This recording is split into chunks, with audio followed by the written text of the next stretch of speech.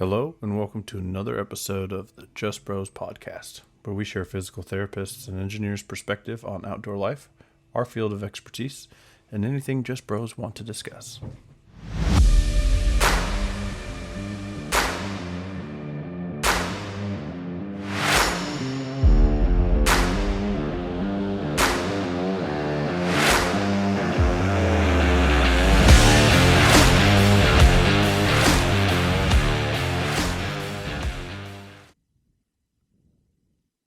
How was your day? It's good. How was your day? That was good. Can't complain at all. Weather was decent, so not that I was really outside that much, but just a perk. Yeah. We had some sunshine. We had 45-degree weather out here in Gillette, and getting the snow melting from the driveway was kind of a nice thing. So got that taken care of, and got the kids down for bed. Got mom and dad upstairs watching YouTube, probably. Yeah, it's fun. It's fun to have them around. So Good. That's awesome. yeah. How's the knee recovery coming along? I'm still non-weight bearing. I'm still unable to really find out. I'm on track for progress. I guess that's all I can report. I can't complain about that, but it's just kind of a waiting game right now. We just don't know. Yeah. Well, hey, no news is probably good news. Yep. My swelling's good. My motion's good. My strength's as good as it can be, I guess, testing it without putting your foot on the ground. So, Cool. yeah. Yep. Definitely taking a hit on my fitness level, though, I tell you that. Yeah, I can imagine. Been there. I'm not currently injured, but my fitness level is not where it needs to be, which is, I guess, sort of what I wanted to talk to you about today. I need to work on my overall fitness. Just in general. I mean, obviously, the healthier you are, the better. Multitude of reasons. I also have, a few things, goals, that I want to be ready for, which I've found that if I don't have something to work towards, like an attainable goal, that I usually slack off. So I think I You're not need alone, to start by getting the after way. it. No, Most people do need a goal. Most people need something tangible that they can prepare for. The blessing and the curse for a guy like you is, even though you're not in the best shape of your life, you're still capable of doing quite a bit of things. And so you can get by not doing much, right? But at some point, that's not going to be the case. No, exactly. And I don't, I'm getting old. I mean, not as old as you, obviously, but I want to push off the feeling old, being old as long as I can. So, yeah. And just to throw out a few things that I have on my mind that I want to work towards. One is the Murph. I've done the Murph the past couple years. Never really been a great time, but I really want to try and get under 50 minutes this year. Ideally under 45. You can do it. I've been hovering around an hour when I've done it, and that's with some pretty lame pull-ups. And yeah. let's just say my mile times aren't the greatest. So that's one reason. There's nothing easy about the Murph. No, but I just want to kill the Murph. Like, I don't want it to kill me. I want to be like, man, I killed it. What else do you want to be able to do? Well, got a couple trips out to Wyoming this summer planned, which I'm super excited for. And I want to be in great shape for getting some hikes in. I want to be able to push it on the trail. If, the need arises, or if we get a chance to go out and just bust our butts for a few hours, I'd like to. Nora's not going to be hiking, really. She's going to be riding in the backpack, so I'm going to be carrying her around, and I want to make sure I can keep up with everybody. So that's up there. Kids' activities. I mean, Addie's, she's been in soccer. She's doing swim lessons. She's just more and more active, more and more things. And I no problem keeping up with her now, but tell you what, pretty soon, if I don't do something, she's going to be outpacing me on a lot of stuff.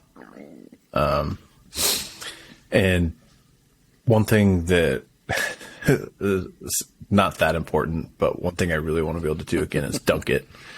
I can't dunk it. I can still grab the rim despite, I think one of the last times I tried, Megan was like, no, you can't grab that. I could, but it wasn't pretty. I still don't understand it, but last time you were out here, you had a 2-inch higher vertical than I did. And I have my own private gym. I work out 4 days a week, and you still have it. You still got it in there somewhere.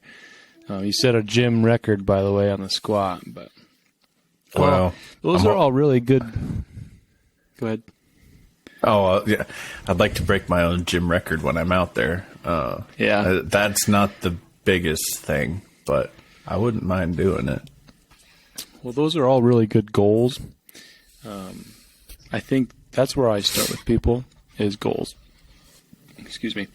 You gotta have a purpose behind your motivation.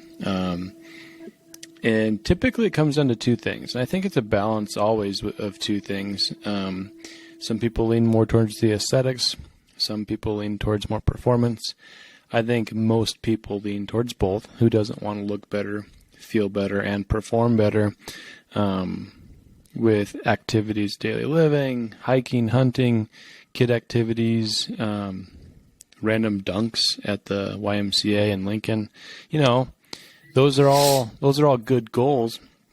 And so I try to set the table with, like, it's not wrong to have aesthetic goals, and it's not wrong to have performance goals. I've always been more of a performance first person. I still think that's probably the healthiest way to look about it, is performance based, and your aesthetics will come. And so the first thing you got to do is to know where you're at. And so I think if you can create a sheet and create a way to track where you're at and your progress, it's kind of you can't argue with the numbers type of thing. So exactly. And then we map out how do we improve those numbers. Yeah. So I'm a very data driven person. And so naturally creating in a spreadsheet to track all this stuff came to mind. So I got one of those set up on Google Sheets to share with you. So a little bit of accountability there. But I really wanted to be able to see where I'm at, where I'm going, and catch things if I start regressing in an area. So I'm set the bar pretty low so far for what I've done. Hopefully we just go up, but I kind of was hoping to, pick your brain on a few of the things that I put on the sheet, see what you think of them. Does it make sense for me to do that type of thing? So, well, I think, like I said, some anthropometric measures of your body composition, your height, your weight, your belly, any measurements that you want to track. I think belly measurements underrated as far as a health status thing. People track it for what their pant size is, but really it's a good indicator of fitness. So tracking that as well as performance-based things, and I think you should break it down into a lower body strength, lower body power, upper body strength, maybe upper body power, and then a cardiovascular fitness test. And that could be time-based, distance-based. It could be a lot of different options out there. And I noticed you had the Cooper test. So go ahead and explain to people the Cooper test and why you think that might be a good option for you. All right. So I'm not the fitness expert, but this is what I have read and understand of it. You can correct me if I'm wrong, but Cooper test is a 12-minute test where 12 minutes and you run, walk, crawl, whatever you do, as far as you can. And it is supposed to be a relatively accurate gauge of your VO2 max. So there's some online calculators. You put in your age, how far you went, the units, miles, yards, whatever, and it'll calculate what your estimated VO2 max is. And so I guess is there a VO2 max number that you're looking to attain? I would have to look at the charts to see, what is considered good and what's not. I know right now it's not going to be great for me. It's more of one of those metrics that I thought would be good to use to judge my overall endurance type fitness, which is going to be more important to me than it has been in the past. I've really kind of pushed that off in favor of strength power based stuff. Yeah, I think I'd agree with that assessment. I just want to make sure that test has value to you, and I think it's a good test. I think it's easy to duplicate, replicate, and track progress in both distance and calculated VO2. But if you're like, that measure doesn't really matter, I'd want to find something that did matter, because I want you to actually be able, if you're not able to run without pain, then maybe we do a bike test that does a similar attribute, but is probably going to be pain-free. So those are just kind of how I think about it. I have no issue with the Cooper test. I think it's a great test. But if it's going to be dependent on early onset joint arthritis with how old you're getting, maybe there's another option for you that wouldn't hurt so much. And if you're not going to program and plan on running for 5 days a week, then maybe it's not the right test. And it's a good test, and I think running's a good way of testing fitness, but it sometimes does get to be hard on the body. So just something to think about. I do think because it's kind of a component of another goal with the Murph, you run in the Murph a mile before and a mile after. So I think it'd be a good way of kind of seeing how you're improving, and that might meet a couple goals. So I think it's a really good option for you specifically. But say you have, some aches and pains running, maybe we look at, something we can measure the same type of VO2 max on a bike, and it should still give you those numbers. A little bit of things to think about is your VO2 max is tied to genetics to some extent. So there's only so much that you can do to improve it. But I do think, it is, you can improve it with training. There's just a certain ceiling that is different. So definitely. Well, that's interesting. Oh, go ahead. No, I just, I guess, I hadn't really thought about doing it on a bike or coming up with a test of similar style on a bike to do a lower impact type thing. Definitely probably something I'll have to talk to you more about, because that would, I'm not going to work running into my regular routine. I think maybe doing a 1 or 2 mile run once a week, once every other week is about the most. for that, type of thing. You know, I'm you not have looking to train more than that, right?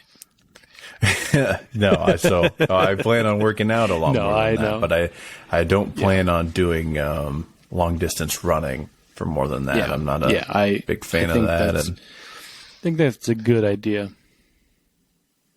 Okay. So that's, sort of my gauge on endurance, I guess, right or wrong. I think I'll try it for the time being and then see what happens. Do it in a couple days. Yeah. Do it in a month from now. And you can get that test checked off the list. It doesn't hurt to do another test. I mean, you can do a number of tests, and then you find ones that you really like or you think that you can incorporate into your training for the season of the year. Maybe you're going to bike more when it's winter time and it's inside. Maybe you're going to run more when it's nice out.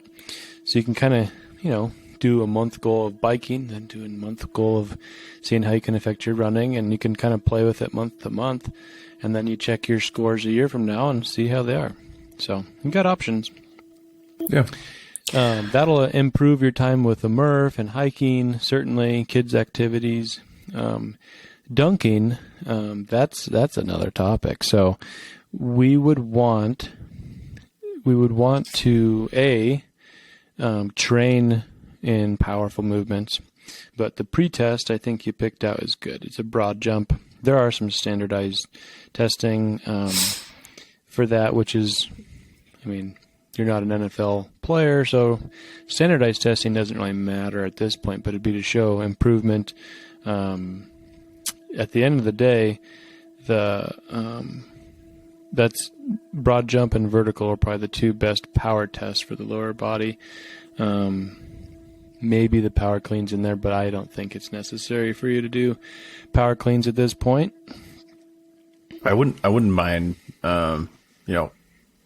side note, I miss hang clean. That was one of my favorite exercises to do. I plan on working that into my workout regimen at some point. But as far as the broad jump goes, I sort of picked that because, the vertical jump is an option, but I would need equipment for that. Yeah. And for the broad jump, I've got a tape measure so I can mark that out and then have someone see where my rearmost heel is and mark it off there. So that's kind of why I chose that one.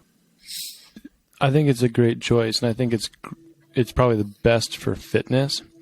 In the physical therapy industry and in injury prevention and sports performance type stuff that I do with the Elite Performance, we actually, in our warm-up, include some plyometrics and some power activities. One of them is a triple hop and stick. And so I'm actually looking to see if you have the balance, coordination, power to take off, jump 3 times and land. And then I want that to be pretty symmetrical, left versus right.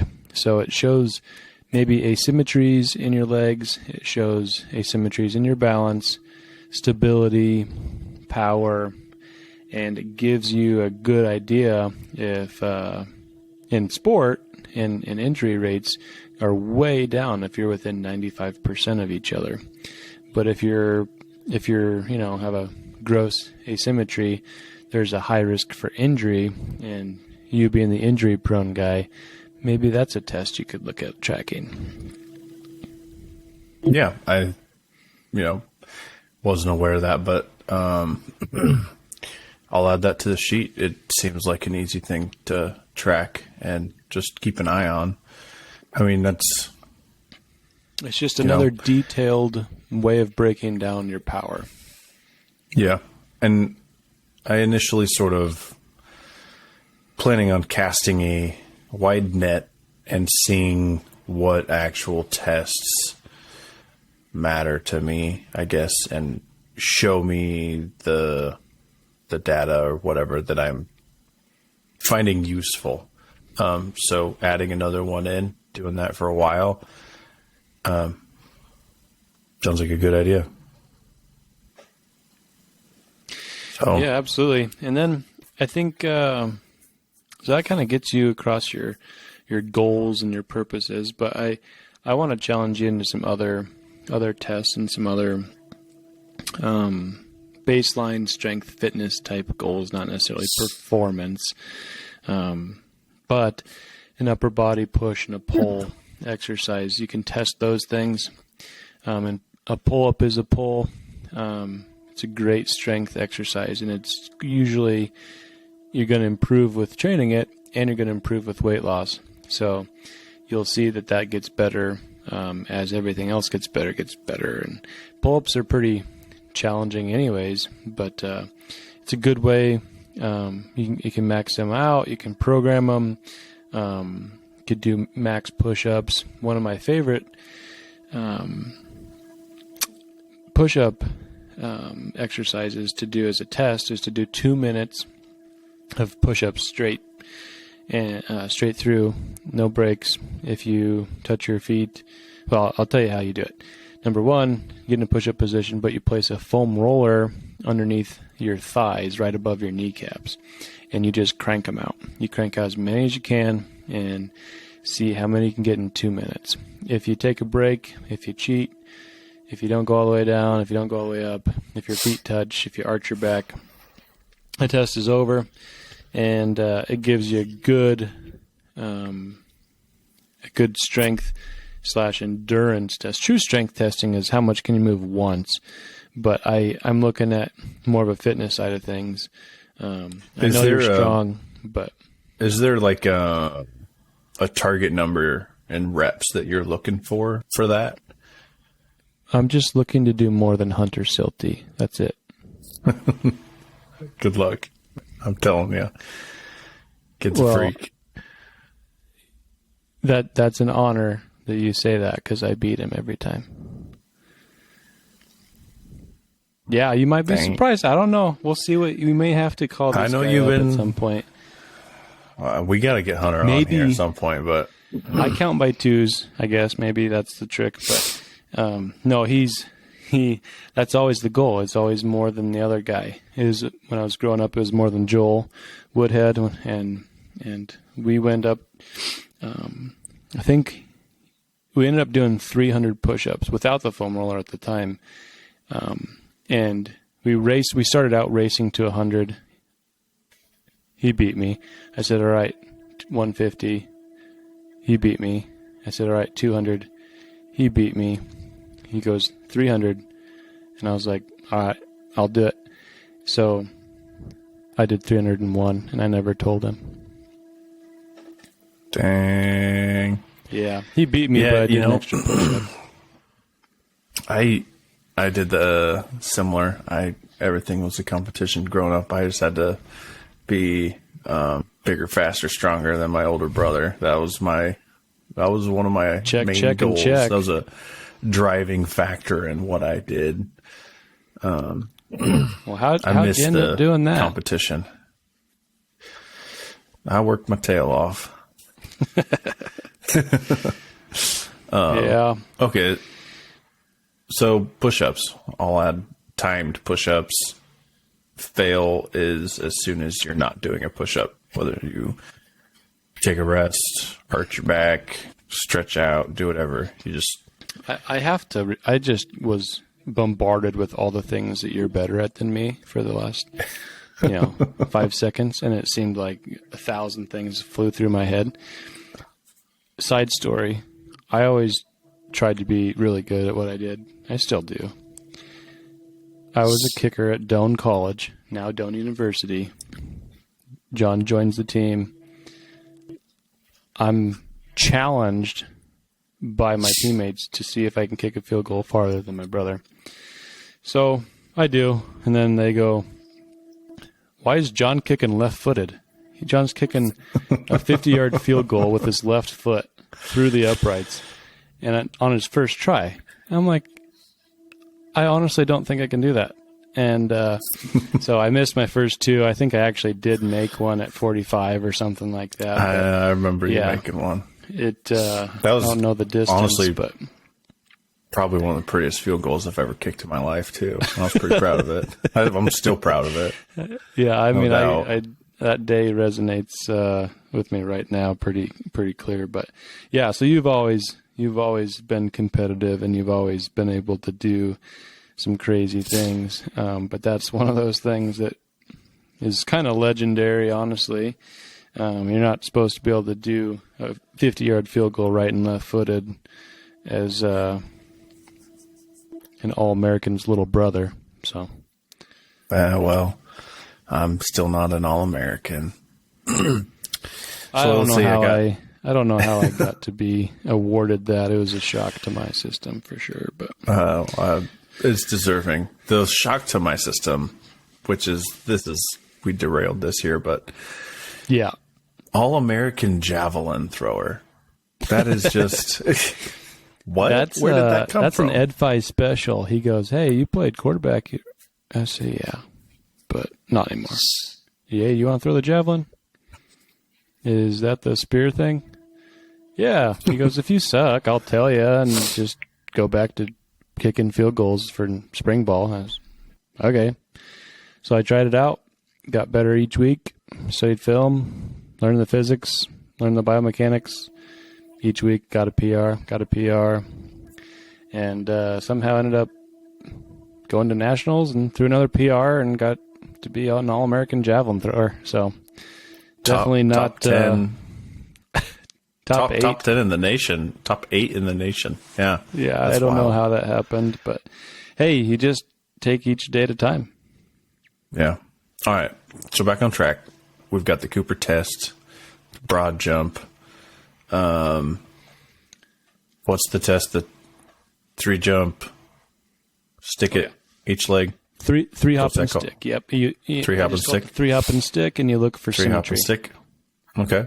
Then we've got push-ups, pull-ups, and I added planks to the list. Just see how long you can hold a plank for until your core is shaking too much and you fall on the ground.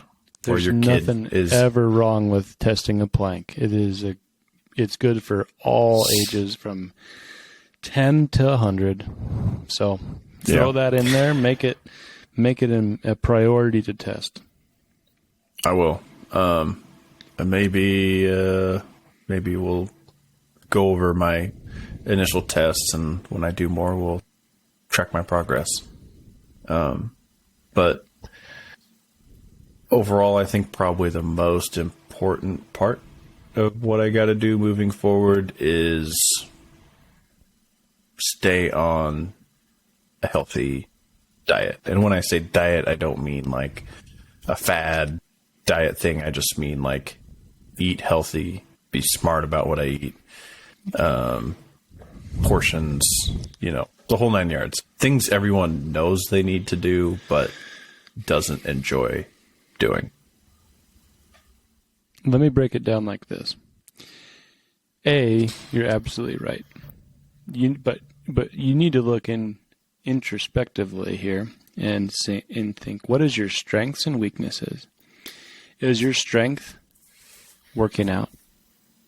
Is your strength cooking in the kitchen? Is your strength? What are your strengths and weaknesses? I say, what are your top 3 goals and what are your top 3 strengths? What are your top 3 weaknesses? And then we get to decide what needs most of your attention. I think if you're going to ask me what's the most important component, well, for performance, it's probably 50-50. You got to eat right, you got to fuel your body, and you got to work out. With fitness, it's probably closer to 80-20. It's probably more on the diet, less on the training, on the working out. So, what are your goals? What are your strengths? What are your weaknesses? You come up with those lists. I usually am able to kind of map out a little more accurate plan for people because I want to fuel those strengths, but I also don't want you to focus on them because they're going to be natural for you. I want to attack your weaknesses, and I want to use those weaknesses and turn them into goals. If it's 80-20 for fitness and it's 50-50 for performance, it's 100% discipline for both. And if you do have discipline, with your diet, with your training, with your regimen. Have some grace with being able to have a treat here and there. Don't make it a habit, but you got to keep yourself sane. Like, everybody wants to enjoy food, but if you're attacking your fuel, your food, your diet, which is diet, the true definition of diet is just whatever you're eating. So you want to clean it up. You want to make it so your macros fall in line into appropriate zones. You're eating a variety of foods, proteins. You're hydrated. If you're sleeping 8 hours, drink 100 ounces of water a day, you work out more often than you don't. To me, that means 4 to 5 days a week. And you eat reasonable portions. Make sure you have protein in each meal. Those type of concepts are way better than following a paleo or macro specific diet. What always cracks me up, and I'll try to wrap this diet part up quick, but people talk about, I'm on the macro diet. Well, we all are. I mean, macro stands for macronutrients. Macronutrients are carbs, protein, and fat. You can't eat anything else. That's the only options you have. The macro diet. You can't eat. There's no other fuel sources. Alcohol, technically, but there's no other fuel sources out there. So everyone's on a macro diet. What you should think about, though, is, are you having a disproportionate of calories from one of the macros or the other? And so I think if you can just clean it up, be tracking your calories, be tracking your macros to at least, fairly accurate. It doesn't have to be crazy, but after a couple of weeks, you should kind of know what you're putting in your body. And then you just got to duplicate it. You got to do it again, and you got to keep yourself from binge eating or going out to Casey's Breakfast Pizza every time your brother comes to town. Or, we may still have to do that, but it's the discipline that I think is the most important key. And so it's staying focused. It's being supported. It's having accountability. It's having goals. And if you do those things, and you check in and you be real with yourself, and you really have to want it. You can't just kind of want it. So if you do those things, I think you're going to notice progress, and then that's encouraging. And I think it's absolutely worth it.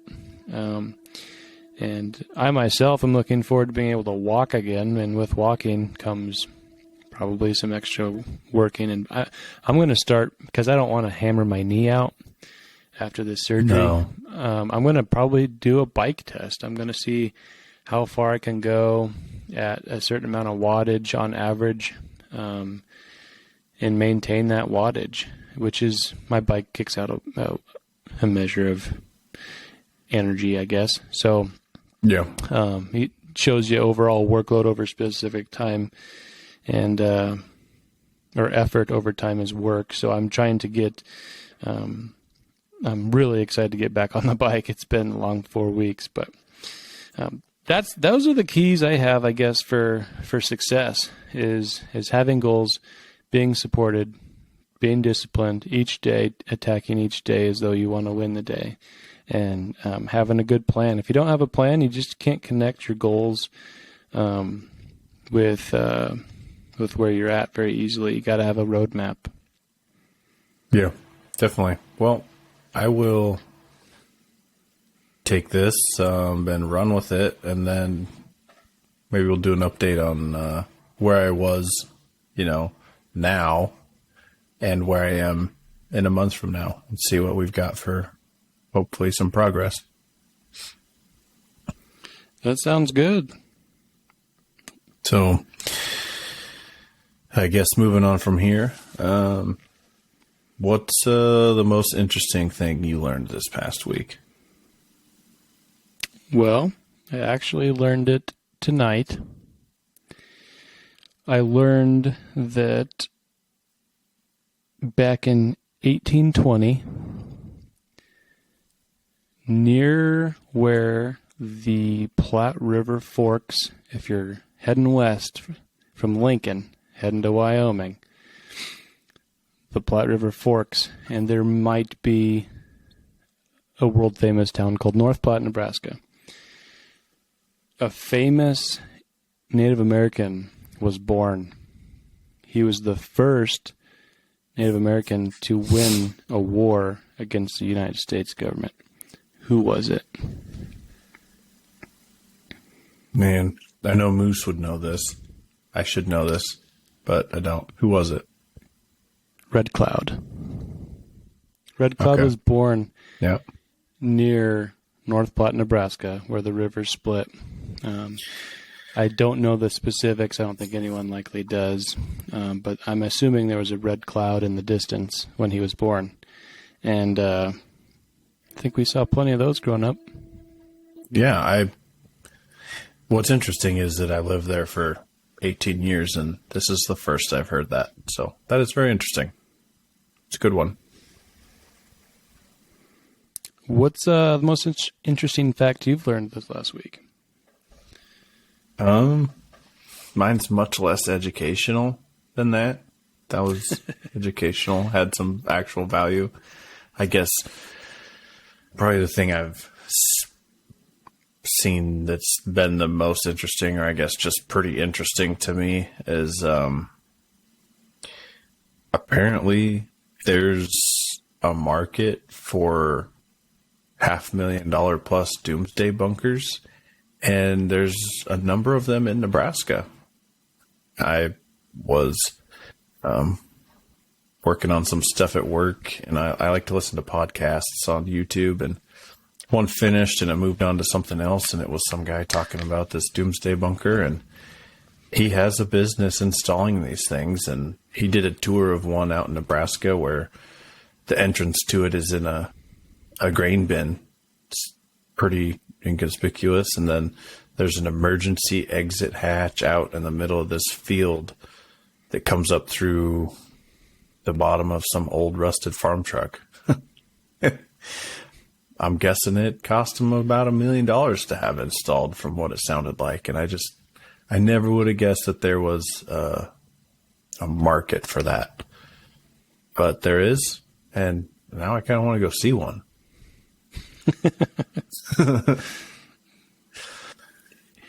I'd like to take a tour myself. Yeah.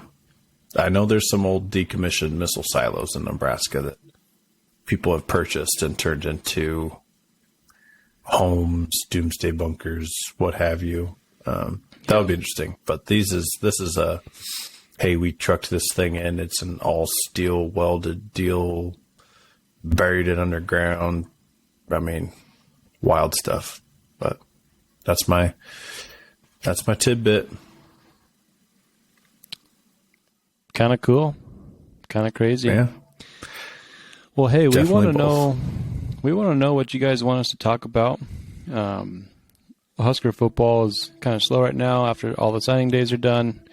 All the conditioning has been going on, and we're still drinking the Rule-Aid. So, but there's not any breaking news this week. But if there's any topics you want us to talk about, give us a shout out, or if you were called out on this podcast, be sure to correct the score, so to speak.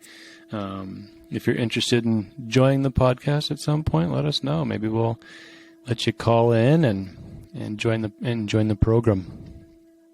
Yeah, absolutely. That'd be a lot of fun. Anybody wants on, you know how to get a hold of one of us, and if there's anything you want us to talk about or cover or not talk about for whatever reason, let us know.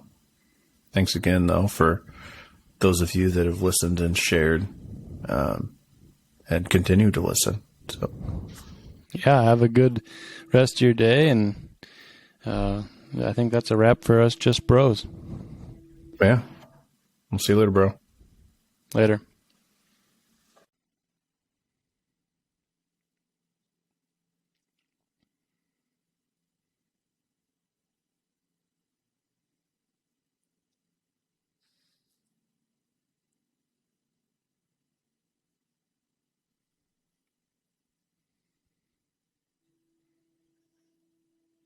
Are you playing something?